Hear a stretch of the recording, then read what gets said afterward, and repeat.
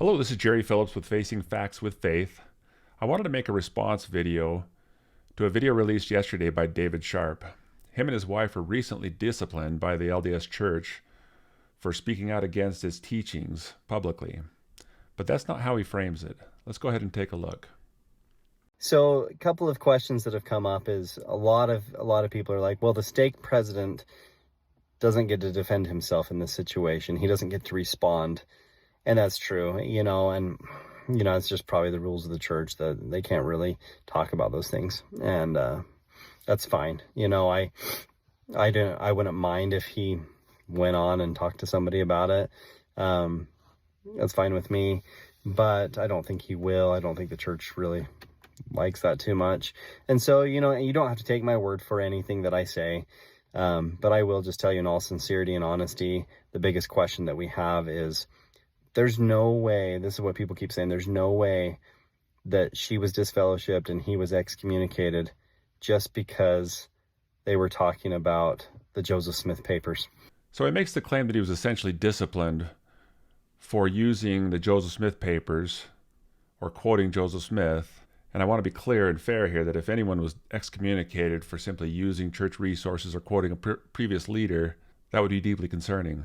But that's not actually the issue.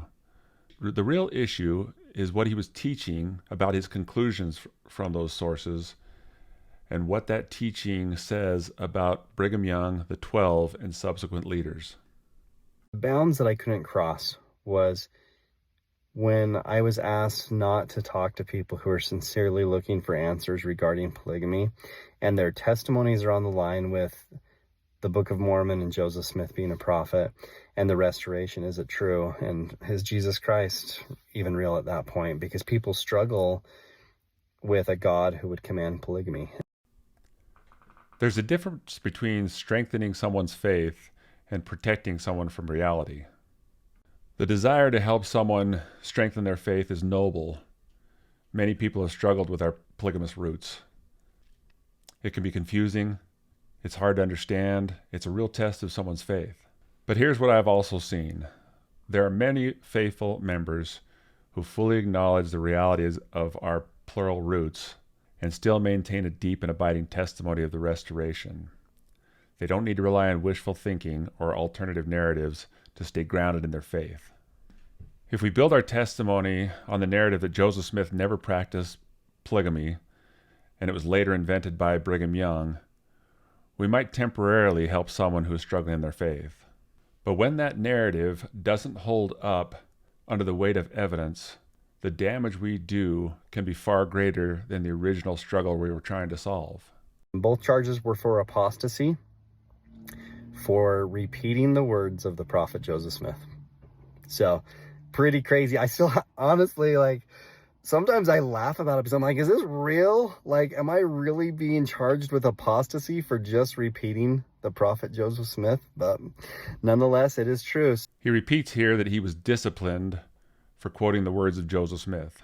But even in his own reading of those charges, something else becomes clear. The issue wasn't quoting Joseph Smith. The issue is the conclusion he teaches from that material, that plural marriage was not instituted by Joseph Smith, that it came from Brigham Young and subsequent leaders. Once that conclusion is taught publicly, it doesn't just question a historical detail. It directly undermines the prophetic succession and the credibility of those who led the church after Joseph. The council will consider your actions as defined in the handbook in section 32.6.3.2 for continually and repeatedly speaking in public opposition to the church, its doctrine, its policies, or its leaders after being asked to stop. And by the way, I never have spoken opposition to the church, its doctrine, policies, or its leaders. I don't question his sincerity, but sincerity doesn't change what is being taught. Teaching that plural marriage didn't come from Joseph Smith and instead originated with later prophets is by definition opposition to church doctrine and prophetic leadership. Teaching that section 132 is not a revelation and should not have been canonized is speaking in opposition of all three. It has been repeatedly said in our meetings that I am in apostasy for speaking about my firm belief that Joseph Smith did not institute polygamy in the church, and that polygamy is an abomination. This belief that I am in apostasy is from a handbook of instructions that is constantly changing and being revised and is different from how the Scriptures define apostasy. Apostasy is and always has been a turning away from God and His gospel. Man may change that definition, but it will never change what the truth of apostasy really is. Here he defines apostasy as simply turning away from God and his gospel. That's part of the definition, but it's not the whole picture. Apostasy in Scripture is rarely just abandoning a belief in God. It is consistently tied to rejecting the prophet God sends and the revelations he gives through them. The Restoration didn't change that pattern. It reaffirmed it. Hugh B. Brown of the First Presidency once said, "I admire men and women who have developed the questing spirit, who are unafraid of new ideas as stepping stones to progress. We should, of course, respect the opinions of others, but we should also be unafraid to dissent if we are informed. Thoughts and expressions compete in the marketplace of thought, and in that competition, truth emerges triumphant. This free exchange of ideas is not to be deplored as long as men and women remain humble and teachable. Neither fear of consequence or any kind of coercion should ever be used to secure uniformity of thought in the church. People should express their problems and opinions and be unafraid to think without fear of ill consequences. We must preserve freedom of mind in the church and resist all efforts to suppress it." This quote is often used to emphasize openness, learning, and the willingness to ask questions. And that's a good thing. Faith has never required blind silence. But President Hugh B. Brown was not talking about publicly opposing the church, its doctrine, or his prophets he is called to lead it. There's a difference between wrestling with questions and teaching that the Lord's ordained leaders have been wrong or worse, deceptive about something so foundational as plural marriage. Questioning can strengthen faith, but framing the Restoration in a way that undermines prophetic authority doesn't lead people towards God's kingdom. It pulls confidence away from it. I have always made the distinction in my conversations and in my videos about the difference between what the doctrine of the church is and what my opinion of the doctrine is. If there's any question of this, I am more than happy to send a copy of my videos to prove that the fact that I make this distinction. If I said in my content that the church teaches that Christ died for my sins, but that I personally reject it, and then I went on to publicly advocate for my position, it wouldn't matter that I differentiated between my opinion and the church's doctrine. I'm still speaking against the doctrine of the church. For the next few minutes of his video, you can really feel how painful and uncomfortable this topic was for them. Learning about Joseph Smith's involvement in plural marriage shook them. It was a strain on their faith and even their marriage. And in their struggle, they eventually found a narrative that resolved the tension, a version of events where Joseph Smith never practiced plural marriage, and later leaders were responsible for it. That interpretation brought relief. It made things make sense morally and emotionally. But this is where we have to be careful. If the only way that we can find peace about something in church history is by constructing a narrative that requires dismissing large amounts of historical evidence, reinterpreting prophetic leadership, and applying special pleading to the record, that may be a sign that we need to keep digging, not stop digging.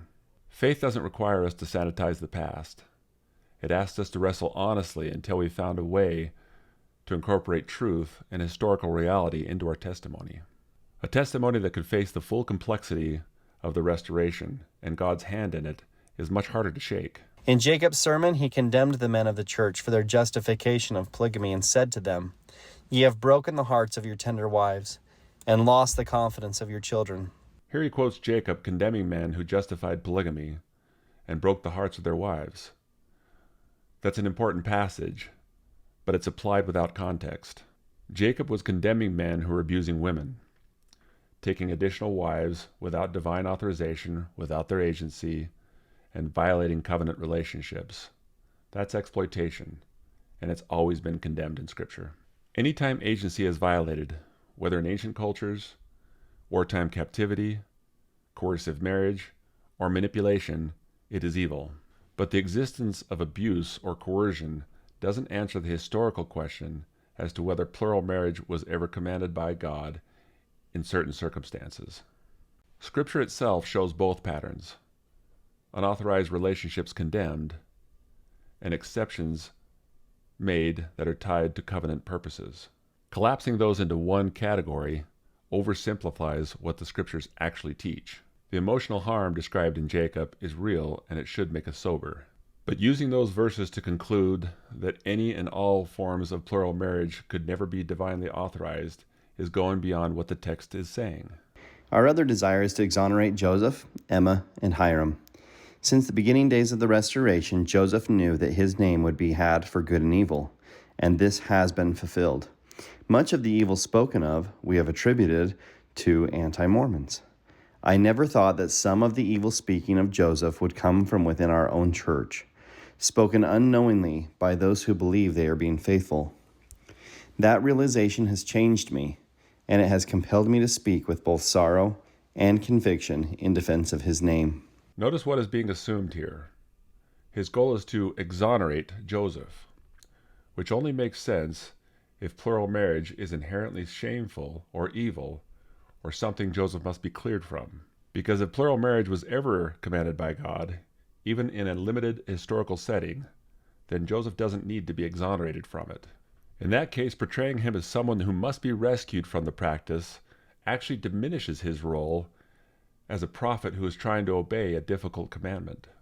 Ironically, in trying to protect Joseph's reputation, this approach can actually undermine it, because it implies that Joseph could not have faithfully carried out a commandment that later prophets testified came from God.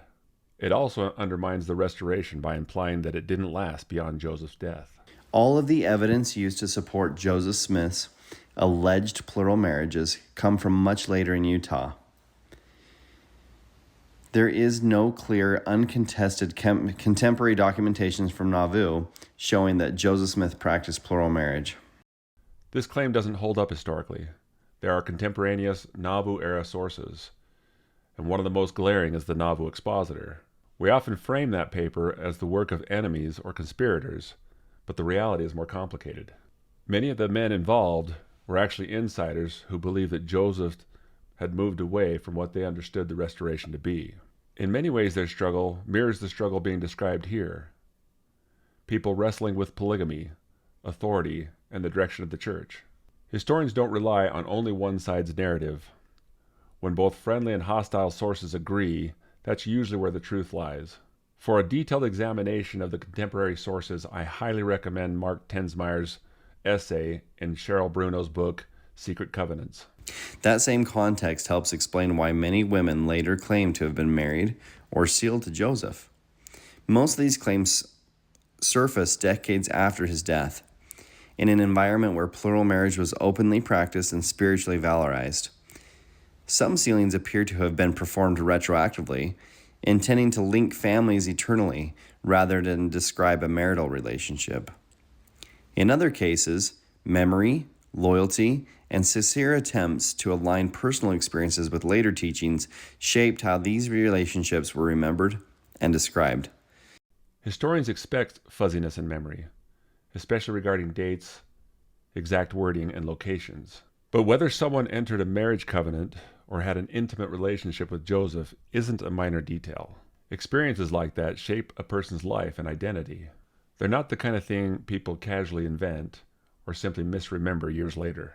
Recognizing that doesn't require us to assume these women were weak, confused, or coerced. In fact, their own writings and life histories show them to be devout, thoughtful, and remarkably resilient. Dismissing their testimonies does them a real disservice. I think that's enough for now. I hope to find time to address the specific claims of the skeptics and show how the puzzle pieces don't have to fit together the way they have forced them. In the meantime, this is Jerry Phillips with Facing Facts with Faith, reminding you that you can handle the truth.